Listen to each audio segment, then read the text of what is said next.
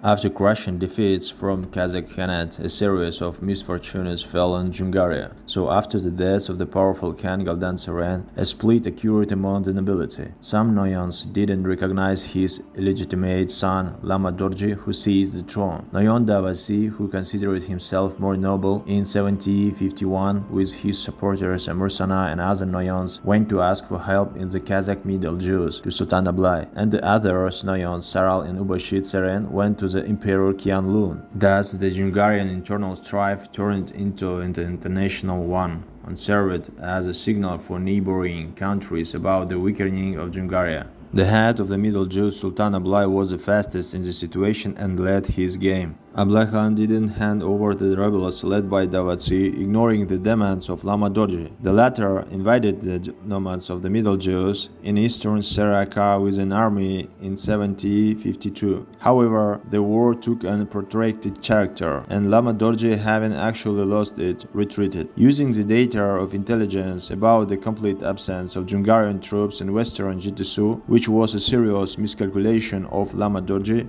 Ablai in December 1752 sent 500 best soldiers there. This army quickly marched around the Balkhash from the west along the southern shore of Ili, and in early January 1753, without encountering any resistance on the way, broke into Urdun, where the bridges over the Chapchalsky Moat were not dismantled. Lama Dorji was captured and executed on January 12. With the support of the Kazakhs, Davatsi became the new Jungar Huntaji. After this brilliantly conducted operation, Ablai became even more established in his plans to establish control over Jungaria. Davatsi turned out to be limited and greedy, which only added fire to the strife of the Jungarian civil strife. Amir Sana's claims to have the kingdom were also not satisfied, and then Amir Sana again turned to Ablai for help, who reliably supplied with everything necessary against Davatsi. Meanwhile, taking into account the previous military experience, in the spring of 1755, a huge Chinese army of 50,000 people went to the final conquest of Jungaria. The army was divided into two parts, because the number of its army is half that. Despite the help of 3,000 Kazakh soldiers from Ablai, Davatsi, who didn't trust them, evaded the battle and fled with a small detachment to the southern Tanshan. But he was soon captured and sent to Beijing. Amir Sana seized the throne with the support of the Kazakhs. After fierce fighting, a shaky truce was concluded.